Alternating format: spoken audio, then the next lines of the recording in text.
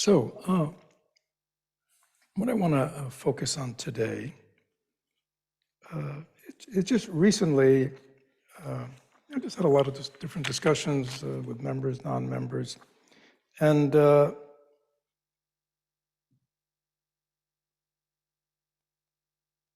am I trying to say? It's just been very interesting because, well, obviously, I'm stuck like everybody else. Things that seem obvious to me are obviously not obvious to other people. Anybody ever had that experience? Unfortunately, it's not that uncommon in many areas of life. And so a lot of the interesting things that I've had is talking with members, some of them longtime members, about issues that I consider kind of fundamental to Dharma or fundamental to the way I've been teaching, And yet, in talking to people, it's very clear that they are missing something. I mean, that's my own 2 cents. And so I think, well, why is that? And anyhow, I think there's lots of reasons that I want to talk about. But what I came to was something, and you probably, for those who've been around, heard me talk about before. It's something like very basic. Like in traditional Buddhism, it's sort of like before you even begin to practice or anything. There is this analogy of the 3 bowls, which is really, usually this is the first thing you get when you enter a traditional path in Dharma, which is sort of like how to be a good student. we all enter the Dharma as students.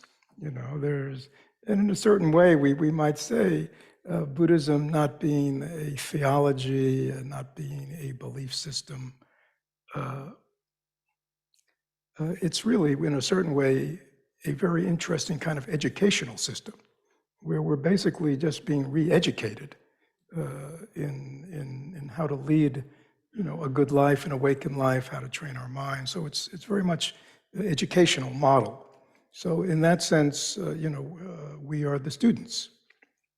And so there are teachings saying, well, what's right from the beginning, what's a good student, right? We all want to be good students, right? Because especially in when we're walking on a spiritual path, because we're entering this path, because we're seeking a certain degree of healing, we're seeking a certain degree of transformation or a significant kind of transformation in the way we are in the world and the way our mind is and the way our hearts are, right? So I mean, there is something that we want to change in our life, and so we are coming to a spiritual path. I mean, in this case, for me, it's Buddhism, Dharma, but I'm willing to give it a broad kind of a spiritual path, transformative path. So traditionally, the teachings, the mind of the student is a bowl. Okay, so ideally, the Dharma, the teachings, the practices, sort of this is like a pure milk, a pure nectar, right? Pure. And ideally, the bowl that we pour the milk or the nectar in is clean. I mean, it's kind of simple, right? Free of defects, because then it's very easy to drink. But so the teaching says, well, in terms of the students' bowls, there are 3 defects that the student, meaning us, we need to be careful of right in the beginning, right? And so in talking to a number of people this is over time too, but just kind of hit me this week, I realized one of the problems with this is this was a very traditional model. People had lots of time. Their minds, I think, were much simpler and purer. It was their encounter with the Dharma was very differently. So they had time to really reflect on this. And what I realize is, for many of us, it's sort of like drive-through. we're in a hurry, right? So I'll just drive through and pick something up, right? Because I'm on my way somewhere else, you see. And I think many of us are encountered with Dharma because of this, we all know about it, the nature of our busy lives and electronic devices. And, I don't need to go into the whole thing. There's just so much going on that our encounter with Dharma is sort of like that, like we zoom in here on a Sunday morning and we we get a couple hours of meditation and Dharma, and then we zoom out again, and get back into our, what I'm saying? And so so what I realized is this process with the bowls is ongoing. And I think that's the problem, that that many people see this as like a beginning practice, and then they forget about it. But I realized, no, this is an ongoing practice. So let me talk about this. So everybody knows what the clean bowl, upright, pure milk, nectar, everything's good, right? Tastes good. So what's the first defect? The first defect is the student who has an upside down bowl. Okay, so you imagine you got this wonderful pure nectar, you pour it on the bowl, and it all goes into the ground. There's nothing to receive it. Okay, so what does this actually mean, right? Because again, like anybody who reads these teachings, anybody listening to me or anywhere, is here and listening because they want to receive something, right? I would think, right? There's something they want to receive here today. So what is an upside down bowl? Again, where nothing gets in. Well, I think one kind of mind is a mind that's not open. Right? So, if we come to the Dharma and our minds are not open, we already made up our mind. We already have a kind of a rigid, belief system and ideas about life and things, that or how things should be. So it doesn't matter what we read or what we're told, it doesn't penetrate because we have a very rigid construct in our minds. We're very attached, or let's say, well, I'm not like that.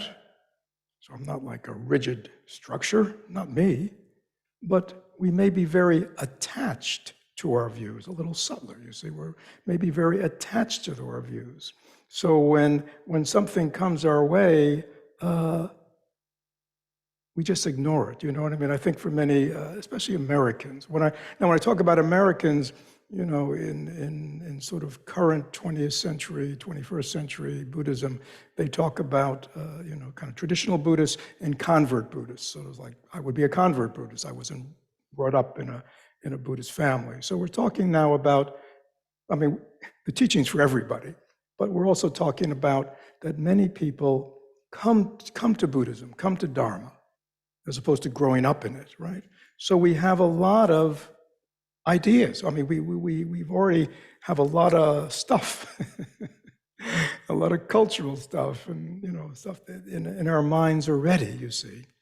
And so we don't even realize that our bowl, our mind, can be sort of not ready to receive, right? And so much of it just goes pouring off. We're attached to our views. And this ties into another one. We're also, and this ties into our attachment to views, we also grow up, all of us, in an incredibly individualistic culture. Everybody know what I'm talking about? You see, where the individual's needs, the individual's wants, the individual's ideas, the individual's aspirations are what is what? The way we're taught to live. It's good to be a kind person, not be too much, but basically we're individualistic. We plot our own way in life, don't we? our own way in life, our own career, our own homes, our own families, our own, what I'm going to do this weekend. You know what I'm saying? We live in a culture where the emphasis is on me, right? Does everybody get it? I mean, I get it. Now, I had a very interesting experience because I spent several years traveling, you see, and spending time in different cultures, but also especially Buddhist cultures. And what struck me was, well, they don't see it that way. You know what I mean? It took me a time to realize there's something going on here. Now, that's traditionally, I mean, things are changing. But what I realized was, in their cultures, the we comes first. It was very interesting. People think about the whole, the family, the village, the community, the society. So a lot of the choices they make or they think about is, how is this going to benefit everyone, or how is this going to benefit the we? And I went, wow, that's a very different way of seeing things, right? Because even though I was brought up, good values, the whole deal, it really was, chart your own course in life. Make up your own mind. Now, I'm not saying that's bad, please understand. I'm just saying that's something that's very strong in us, you see. So it's very hard for us to just turn our bowl over and say, yeah, just pour it in. I'll drink it. I mean, and I could go on lots of other reasons why that's hard for us, But I think that's, a lot of it is we're just very self-consumed by our own stuff, our own dramas, our own stuff. So again, it's hard for us to turn the bowl over and just receive. There's a famous Zen anecdote. It's sort of not, it's not the upside down bowl, it's the full bowl. Where this great Buddhist scholar comes to the Zen master because he wants to, he's a scholar of Buddhism and he wants to engage the teacher in all kinds of dialogue, and he wants to really show them that his ideas are right and all that. So the first thing the teacher does is, well, go, and the guy tells him why he's here and wants to do dialogue with him and all that. And well, why don't you have some tea first? So, he takes out the teacups, got the little pot of tea, and he reaches over to pour some tea in the scholar's cup, and he pours the tea, he fills it to the brim, and then he keeps pouring. So it's sort of, guy says, scholar says, what's going on here? What are you doing this for? He said, this cup, this full cup of tea is like your mind, you see. You pour tea into it, it doesn't go in, it just flows out. And the same thing, he said, your mind is so full of concepts and ideas, you're not here to receive anything. So again, another way of looking at that is our mind is already kind of made up, you see. So even though we listen, we don't let anything get in. So that's an upside down bowl, okay? The next one, which again I think is very pervasive, is the bowl. It's upright now, right? Okay, I'm ready to receive the teachings and the practices, okay? The bowl has holes in it. So in this case, nectar's poured in, milk's poured in, and it slowly seeps out. It's like, we have to keep hearing it over and over. We forget and forget and forget. Right?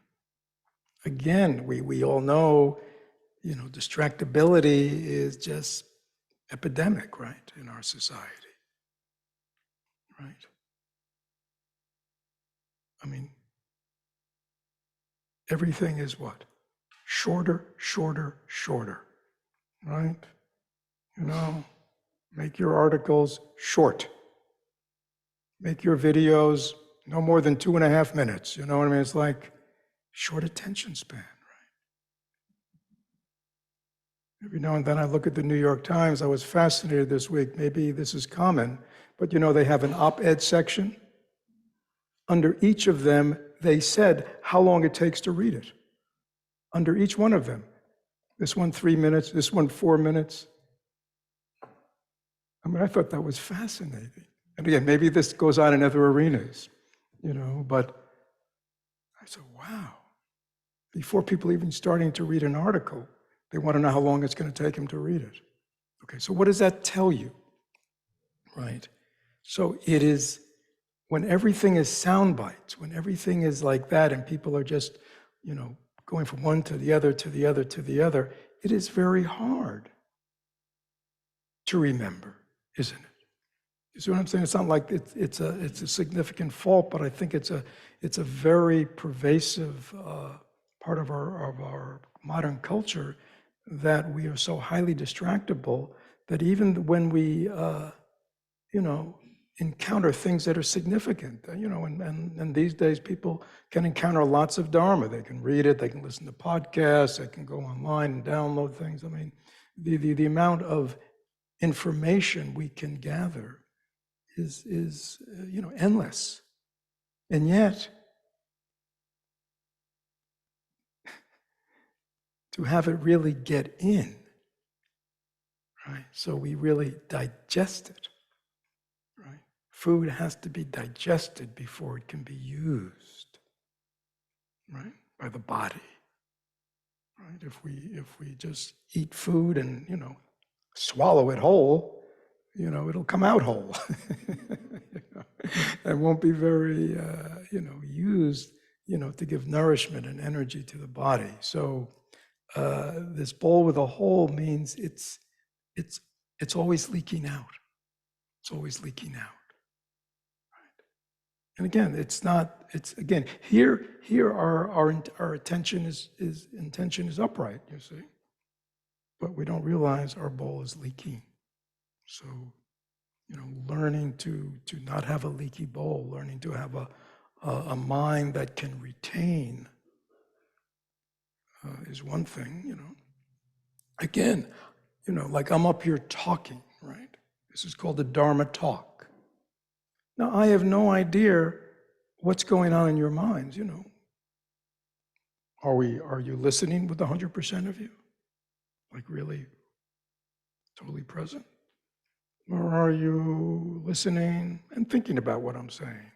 Or, you know what I mean? Or thinking about what you're going to have for lunch? Or thinking about, well, this is kind of boring, or I've heard this before. You see what I'm saying? So it's just interesting, do we really listen? Do we really pay attention?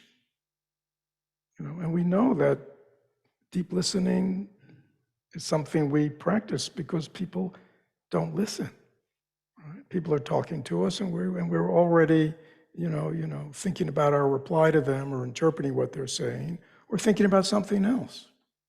Right? And again, that's, it's very hard when you live that way to retain, and especially something that is of significance to you. If your own healing and transformation, if the changes you want to make in the actions of your body, speech, and mind are of significance to you, right? Like they're important to us, they're meaningful to us, Perhaps even more important than the doing part of our life, which we're all very consumed by, the doing and achieving part of our life, but attending to the person, to the mind who's doing all that and how they are. You see, this is the purview of Dharma. This is the purview of spiritual teachings. And again, how much attention, or does it just all, leak away? And again, if we're always learning on the run,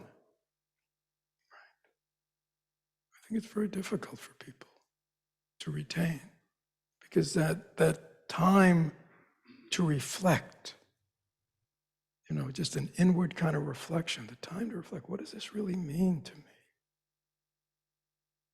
How do I understand this? Is this important? What would it be like if I actually began to live this way or brought this into my life? You know what I'm saying? That's a very personal conversation, but it takes time. It takes time. And I think, we're moving in a culture where reflection, self-reflection is going to become a lost art, because people don't have that kind of time where they reflect. As soon as they're not doing, they're you know what they're doing, right? We fill up the space, and reflection takes time. So we have to be a lot careful. And then the last one, which is a very interesting one, which is, okay, the bowl is upright. No holes. I'm paying attention. Well, the third one is your bowl clean? Or is it a dirty bowl? Which is very interesting, right? So what is, because again, most of us wash our dishes, right?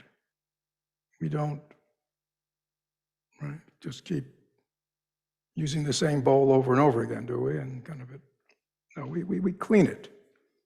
So when we eat the next meal, all we taste is the taste of that meal. It's not contaminated by old tastes or rotting things.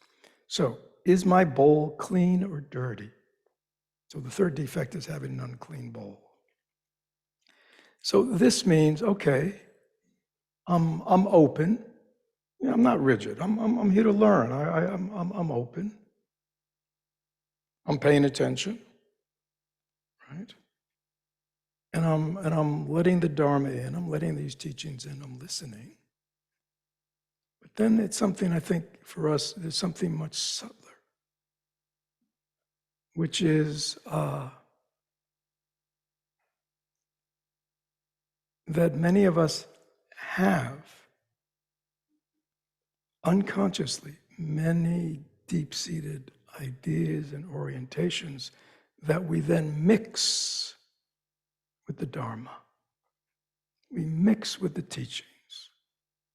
So we hear it, but then we interpret it in our way and practice it in our way. So the question is, am I really, because that's what struck me in talking to a number of people was, are they really hearing what the teachings are saying?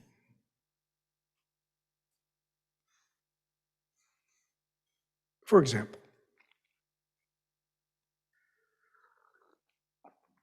so in Buddhism,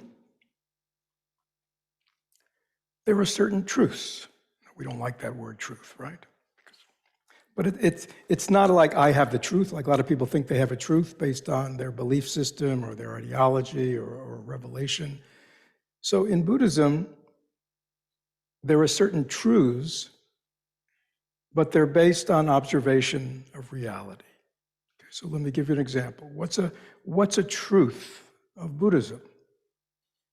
Impermanence. Okay? Impermanence is a truth. Everything's impermanent, everything is changing all the time. Okay? This is a fundamental truth that the Buddha talked about. It's observable. Right? If something's a truth, it's a truth for everyone, right? You can be a Buddhist, a Christian, a Muslim, a Jew, an atheist, you see. But if something's true, it's true for everyone. Right? So, impermanence is a truth. Everything is impermanent. Nothing is stable. Everything is changing, right? And even though the observation was originally made by people who observed, beginning with the Buddha, who observed life or what was going on in life and the changes in life, observed their own mind and how that was always changing. But we know science continues to confirm subatomic levels, right? That things are just always in flux. Everything is changing, nothing's solid. And yet, this fundamental truth of Buddhism, many people still have not taken in. Because still, we go, I can't believe this is happening. I can't believe this happened, this changes, that changes. I can't believe anything, what's going on in the world. I can't believe these changes are happening.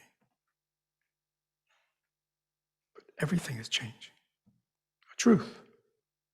So the truth is cause and effect. Everything is changing because of causes and conditions. Very scientific, everything. Right? So if you want to know why things are changing, find the causes, all the variables, and you'll understand. So this is another truth. Right? Another truth of Dharma is,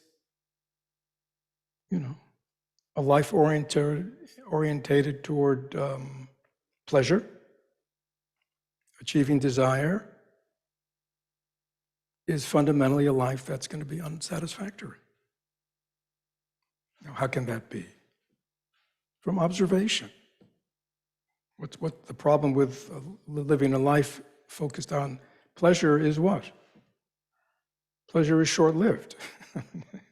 There's a fundamental problem with it. So if we're living that way, we'll always be gaining and losing, always having to do more. The mind will never be settled. The mind of desire is a mind that is never settled. It's always wanting and needing. If it gets what it wants, it's temporarily happy. If it doesn't get what it wants, it's unhappy, it's frustrated, it's disappointed. So, so this is another truth. Fundamentals. Right? But somehow in our encounter with Dharma, we say we get it, but we really don't get it. Because if we really got it, we would get it. And our life would be much easier. Our minds would be much more at ease. We'd be able to navigate this life with greater openness and calmness, right? Now here's another big one. A truth of Buddhism, which everybody who's been around a while has heard, if they've heard all the others. Non-self, anatta.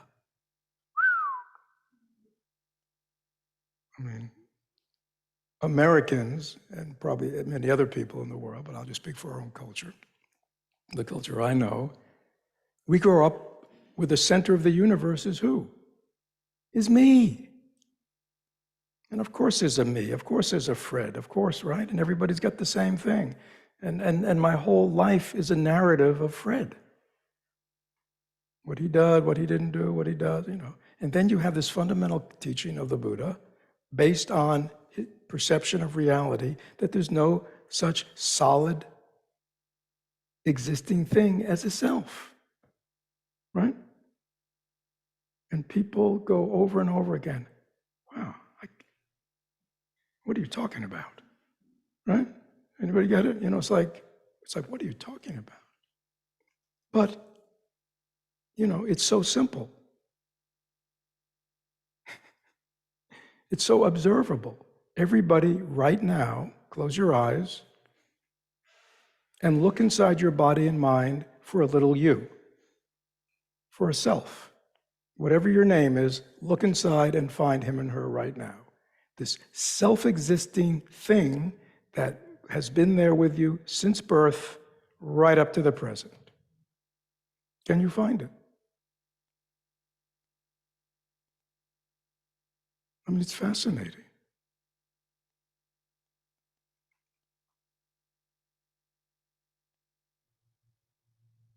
Again, we spend a lot of time meditating on this, but I'm just saying it's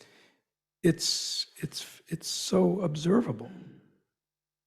We can look in our mind, we can find thoughts and feelings and memories, we can find all kinds of things, but the person who's supposedly they're all happening to, it's like we can find thoughts, but we'll never find a thinker. We can hear sounds, but we'll never find the hearer. We can walk and know we're walking, but we'll never find that entity that's walking. You'll say, well, my body's walking. Yeah, but if you take your body apart, you'll just find parts. You won't find anything called the body. Anyhow, this is a deep thing, but I guess what I'm saying is these are very fundamental. It's sort of like, what's it like? I guess if you're a Christian or a Jew or a Muslim, right? You would believe in God. I mean, isn't that like a fundamental truth of those religions? Yeah, I mean, it's kind of simple, right? I mean, you would just believe in God. Yeah, I mean, yeah. It would be, yeah, I'd accept that. So Buddhism doesn't have those kinds of truths, but it has other truths, such as impermanence. Everything is causes and conditions, such as, the fundamental unsatisfactoriness of living a life based on pleasure and desire and non-self. These are fundamental truths. And I talk to people in our community and all the time who have, call themselves Buddhists, take refuge in Buddhism, they live their life by it, and yet still, it's like we're still negotiating those.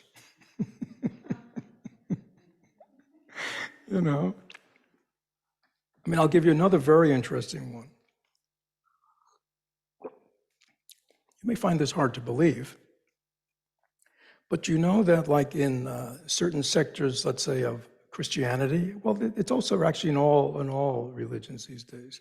But let me just say Christianity, but that's most in the public eye.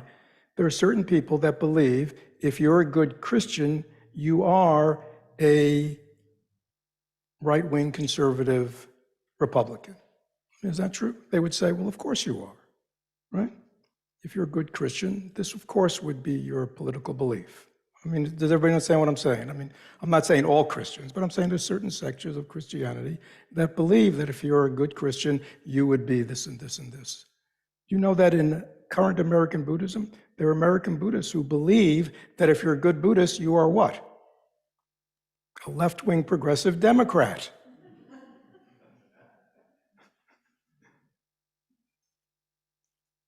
With the same strong belief as the conservative right-wing Christian. It's like, well, of course. And yet what? So therefore, when they hear the Buddhist teachings, they take everything into as supporting their what? Their belief system. And anything that doesn't support their belief system, they leave over here. Same way over there. Right? I mean, this week, our noble governor, right?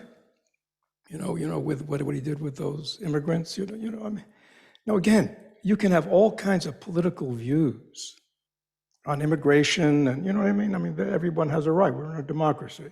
Everybody has a right to their views. But I look at that and go, because I know he talks very much like he's a very devout Christian. Am I right? I mean, he's right. I'm thinking, am I my brother's keeper? I mean, isn't that like a fundamental? Love thy neighbor as oneself. It's like, these are just human beings. So, you understand what I'm saying? So, and yet we don't see these things. Why? Because the way our minds work, and I'm talking not about our true mind, but our kind of thought-constructed mind, is we have all these mental constructs that we've constructed in our mind about what's right, what's not wrong, who's in, who's out, and they act as filters, right? Which means they what? What's a filter? A filter allows things in and filters out other things, right? That's the idea of a filter. And many of us don't realize in our encounter, and I'll just talk about Dharma, we encounter Dharma without knowing that we have filters. We're letting in the Dharma that we like, and we're filtering out the Dharma that we don't like, right? There are certain things about Fred's teaching that I like. I let them in. Certain things I really don't like, I filter them out. Everybody know what I'm talking about? Now, when that ties into my Americanism, which is, don't I have a right to do that? I'm an American, right? I should have a flag up here.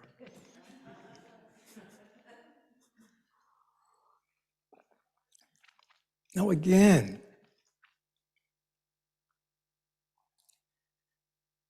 I'm coming back, we could talk about these things, and I've been very happy to talk with you. But I'm talking about now coming back to why I'm bringing this up. As a student of Dharma, as somebody who wants to learn a spiritual path because I want to heal and transform, or I think I can become a better person, or a better, person in relationships, a better contributor to the world, right? So if I really want to have a fresh encounter with Dharma, so I can hear what the teachers are saying, what the Buddha really said, what Thich Nhat Hanh really said. I mean, Thich Nhat Hanh's the same thing. I mean, people, they take pieces of his teaching to support their views, right? Same way people take pieces of everything. But that's not an openness.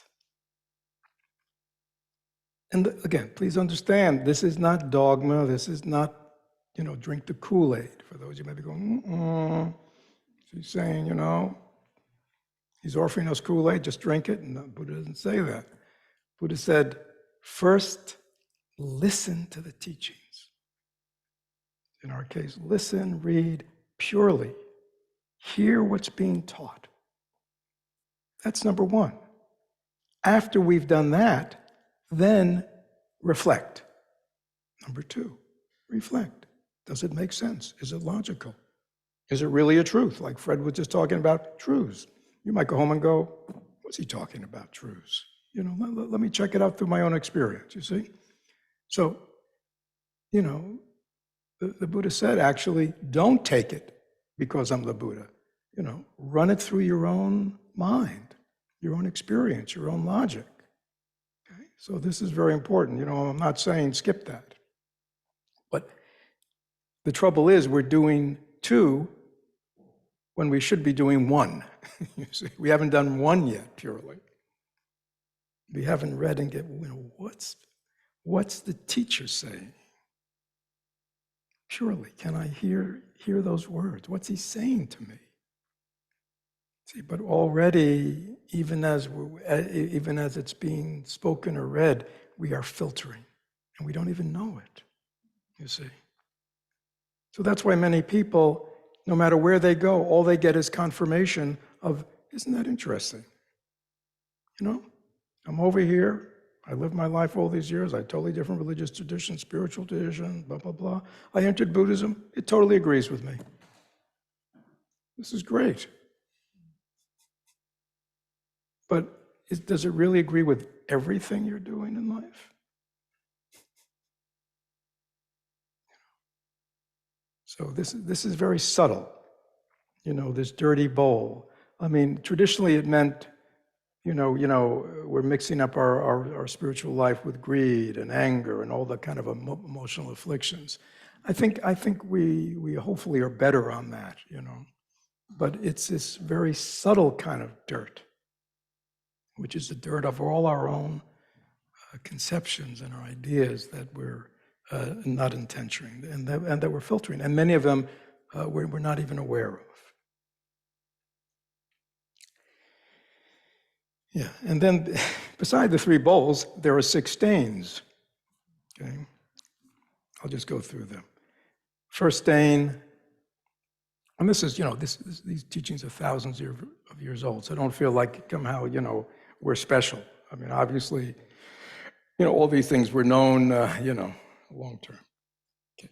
The first one is arrogance pride. Quite simply, it means what? I know more than the teacher. Right?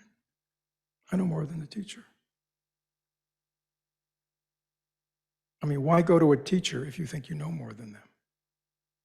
Right? I mean, I've always gone to my teachers wanting to learn from them. If I think I know as much as them, or if I know more than them, is that just my own arrogance and pride? Interesting. So that's again considered a stain in the relationship between a student and a teacher. Right? If any of you have ever been in an educational system, especially when you were teenagers or something, I know more than my teacher. Anybody remember that one? Right? Or you go to college, I know more than my teacher. As a student, then you're not really going to be much of a learner, are you? Because you think you know more. Now, again, don't take the course. But if we're in a learning situation, we should have some humility. Yeah, let me see what I can learn from this person. Not trusting your teacher. Trust. Always doubting, always mistrusting. Again, I mean, that could be your stuff that you project out in the world, but all this is saying is it gets in the way, right, of the student. You see, these are not problems for the teacher. Is that clear? These are things that are given to help the students. And most teachers were students before they became teachers. So please understand, this is meant to help us so we can as students, check our mind. Is that true? So, I really don't have confidence in the teacher. I really don't trust, their understanding. They have my own good. They really want what's best for me. A lot of us, we just don't trust. Again, that contaminates the relationship. It just prevents us from speedily moving along when there's that kind of issue. Of course, the other big one is, the stain is, lack of diligence. We just don't apply ourselves. We're kind of lazy. We're intermittent. We get distracted by external events. How did they know? We get distracted. The other one is interesting. It says, we're kind of too tight inside. Kind of like there's an inner tension. We're not relaxed and open. And then the last one is discouragement. So these are stains in the relationship. Again, these, three defects in the bowl, 6 stains are meant to help the student, to check our minds, to go. Because again, I think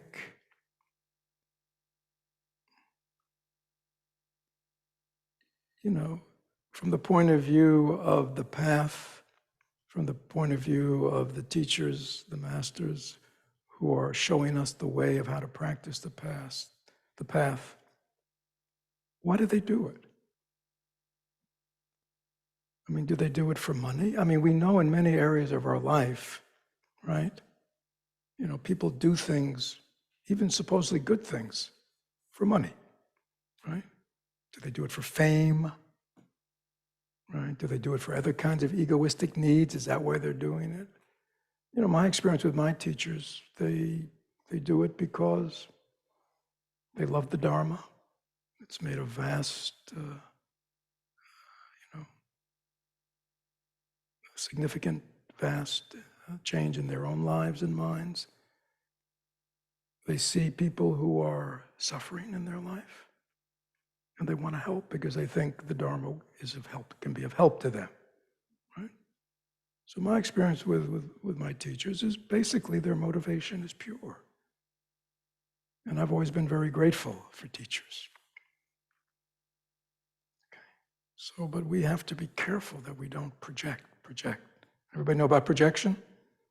Fundamental psychological kind of thing that egos do. We love to project our stuff onto them. So people, who have a lot of mistrust, you know how it is. They'll see it all outside themselves. I mean, there's nothing illegal about that, is there? No. But again, this is taught from the point of view of the harm it does to the students making progress and moving speedily along the path. Right? I mean, if we're going for a hike in the woods, right? It's nice to walk a path that's clear. You know what I mean? It's not, if you walk a path that's totally overgrown and there are roots everywhere and there are branches, and you're having to chop your way through, it's going to take a long time, won't it? It won't be a speedy path. But if we really want to get somewhere, we'd like to take a route, that's clear. So what these 3 bowls and 6 stains are trying to help us do is clear our stuff out. You see, we're always focused on cleaning everybody else's stuff out, right? We're not used to cleaning our own stuff out. This is again, it's only for those who understand that, I want to make progress. Right? If you want to learn the piano, what do? You go to a piano teacher. If you want to learn how to play, you want them to teach you. You want to think they know more than you and they can help you. And this is another thing. It's not in here, but I'll just say it anyhow. We don't like to be corrected. Right?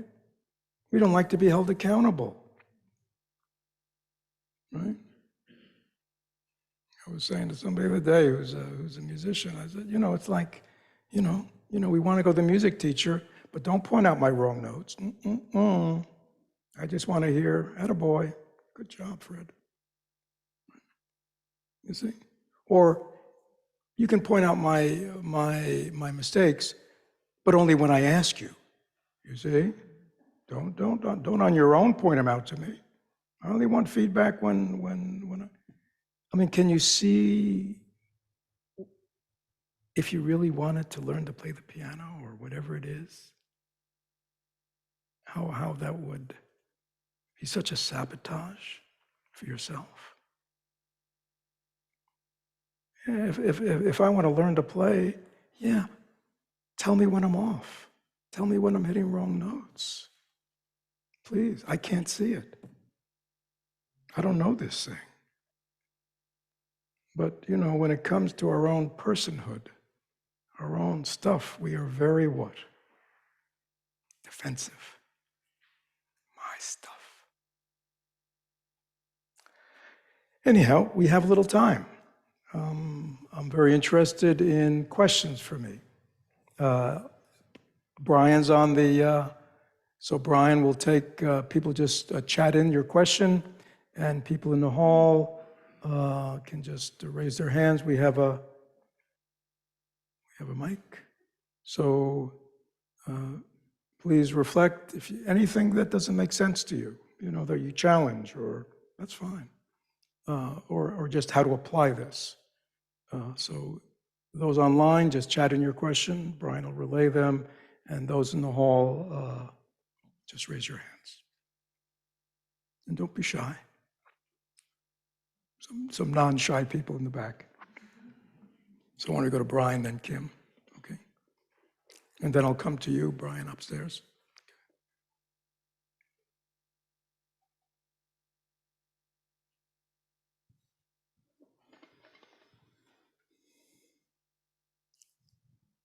Hello.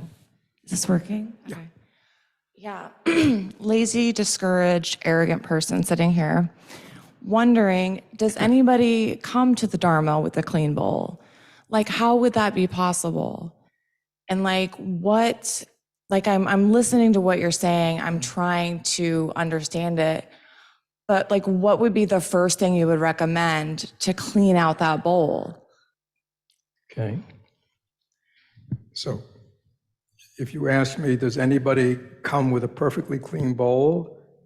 Not that I'm aware of, but there probably are some people, right? to what, but I think it's degrees, so some people have, 50 holes in their bowl, and some people maybe have 3 holes in their bowl. I mean, it's still leaking, you know what I'm saying? And some people have a very dirty bowl, and some people have a somewhat dirty bowl, okay? So, I mean, is that clear? I mean, these teachings are there, and they've been there for thousands of years because, this is an issue, and they're trying to help students.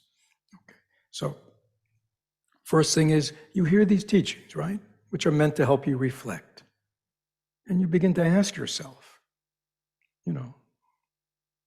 is my bowl upright, right? Am I coming to the Dharma? Am I listening to the teachings with an open mind? I'm just breathing it in. You see what I'm saying? That's the first question. Am I really paying attention? Am I giving it my full attention? Okay. 2,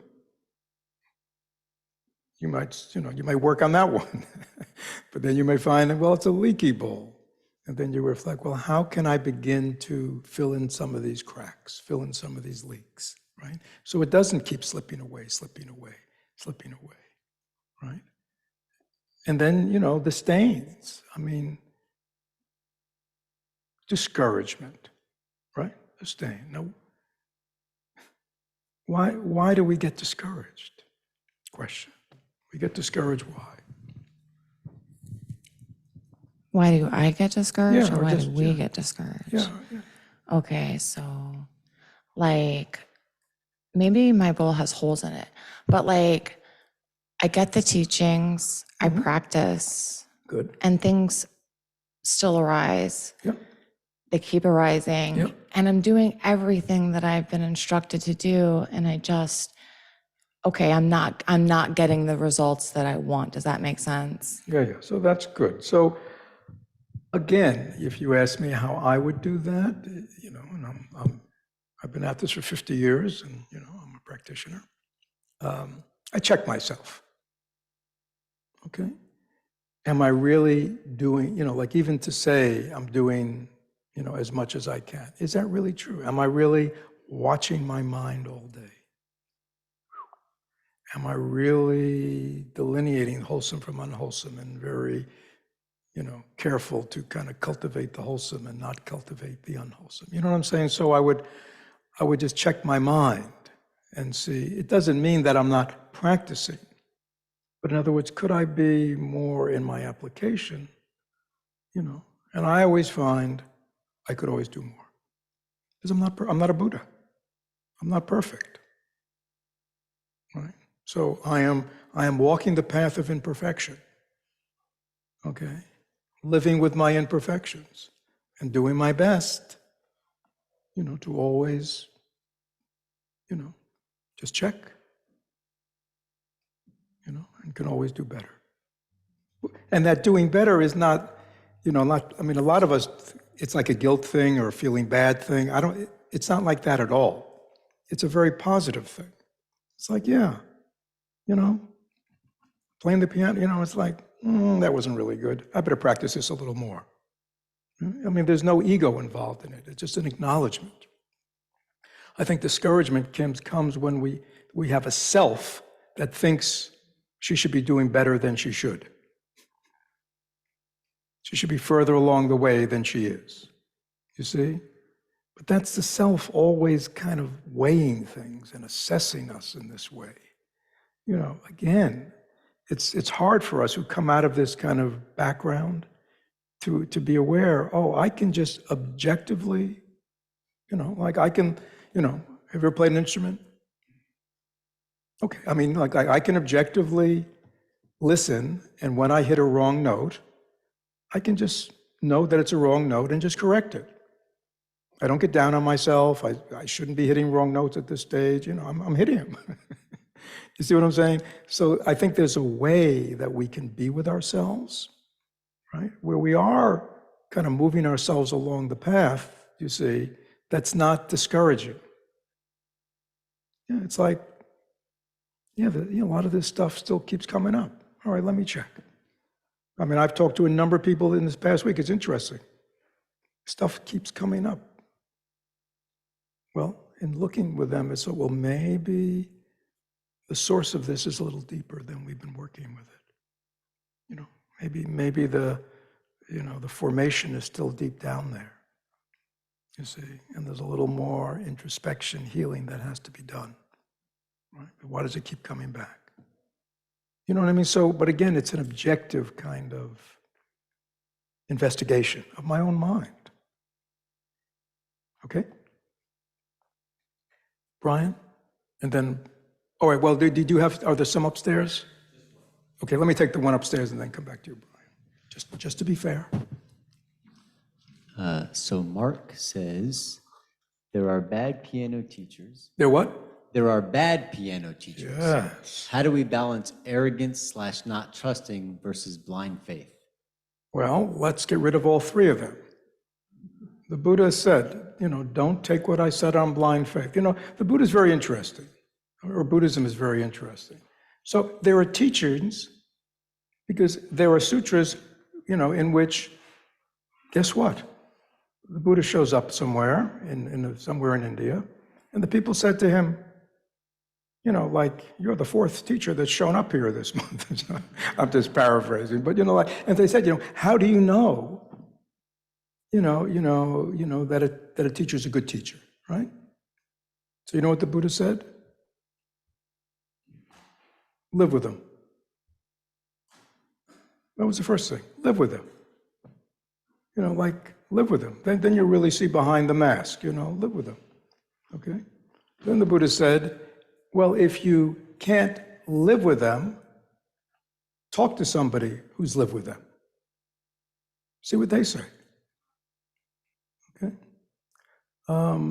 If you can't live with them and you can't talk to somebody who's lived with them, observe them over time. See if they are what they say they are. Okay?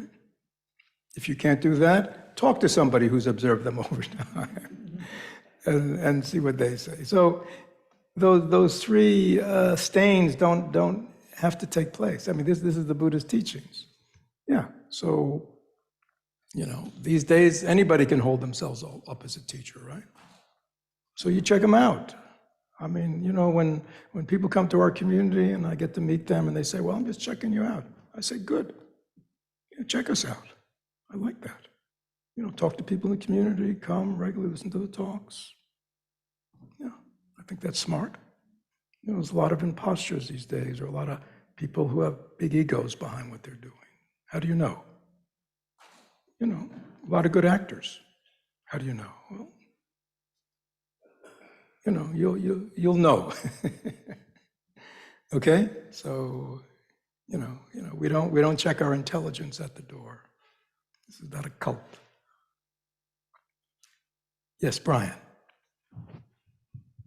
So my question is not about the broader topic, it's more specifically about non-self. Because I've been listening to this for years and keep thinking of how to ask my question. Yeah, you're good. And it's never really, I've never perfected it, but how to ask. But I keep coming back to this because it's, on one hand, it's very obvious that everything is made up of parts. We learn that, as we grow up. And with an object, it's easy, like a car is made up of car parts. And so we know that. And it gets more difficult, obviously, with a person or an animal, something like that, because, I don't know, it's just more difficult to grasp.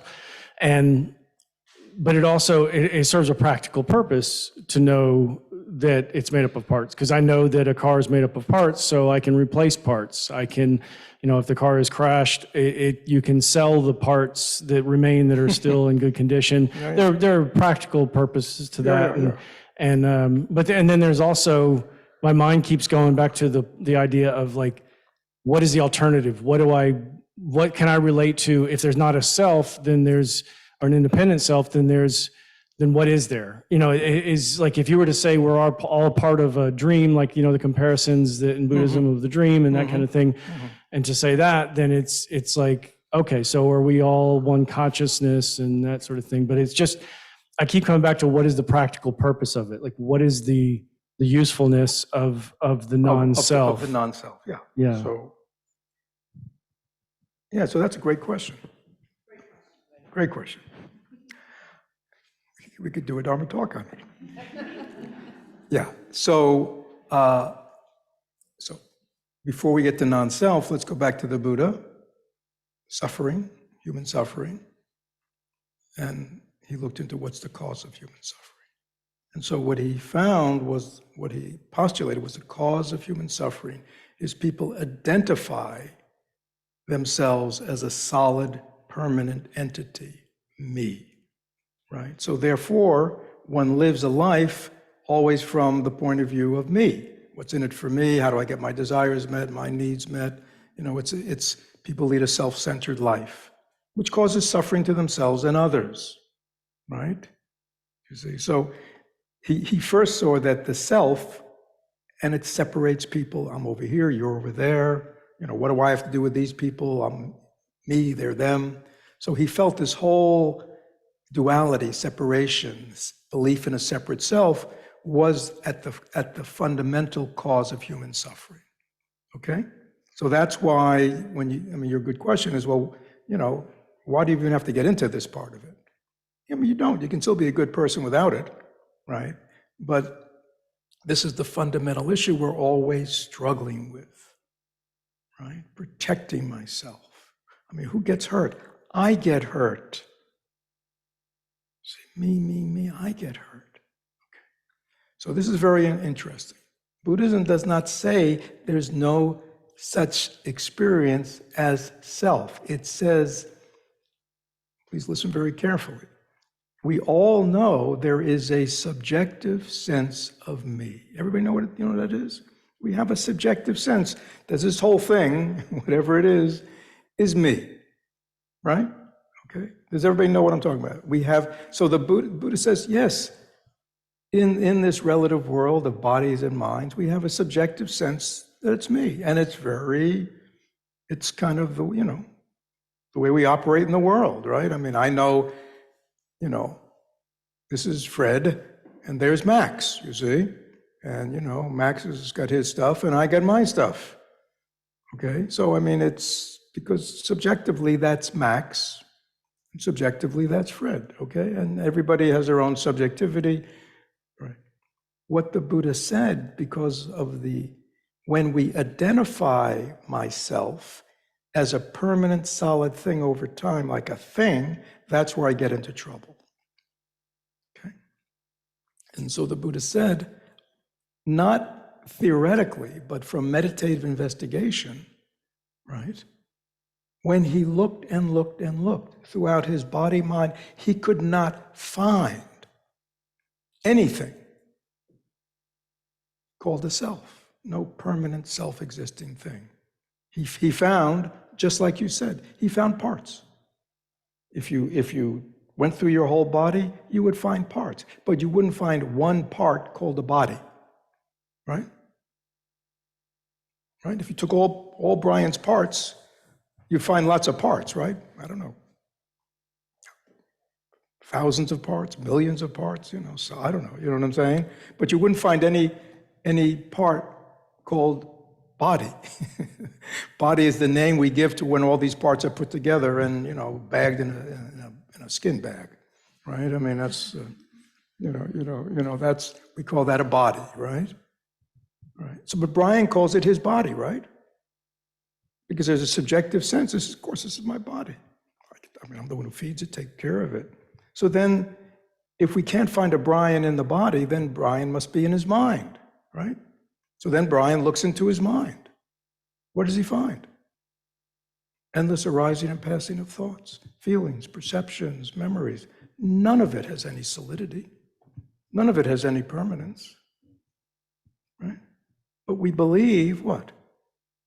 Well, if I have thoughts, there must be an entity called the thinker. Is that true? I mean, it's obvious. Find the thinker. Just look into your own mind when you meditate next time.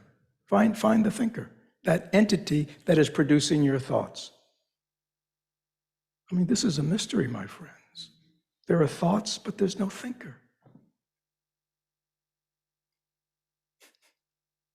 We walk, but we can't find that entity who's walking. It's just walking. I mean, I could go on and on, but that, again, that is something that we can all experience. Do you see the significance of it? Because all our suffering, our loneliness, our separation, our neediness, all comes from a self that wants to what? That believes it can only be happy by getting its needs met. The truth is, if there's no self endlessly telling us we need things and must have things, or endlessly advancing and defending, we'd be happy with things just as they are.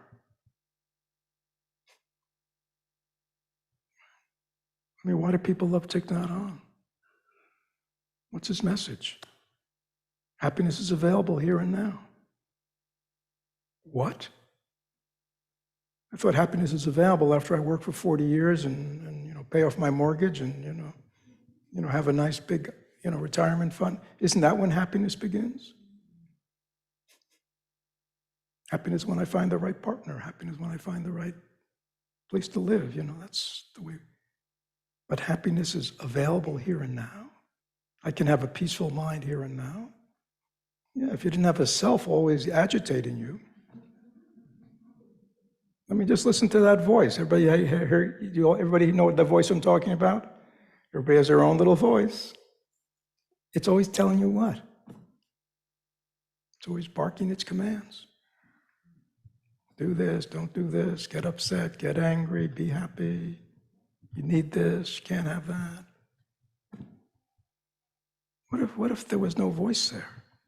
Or if there was a voice, you knew it was just a disembodied voice. And you were just present and aware, enjoying just being alive, wherever you are. So that's why self is a big issue. Is that helpful?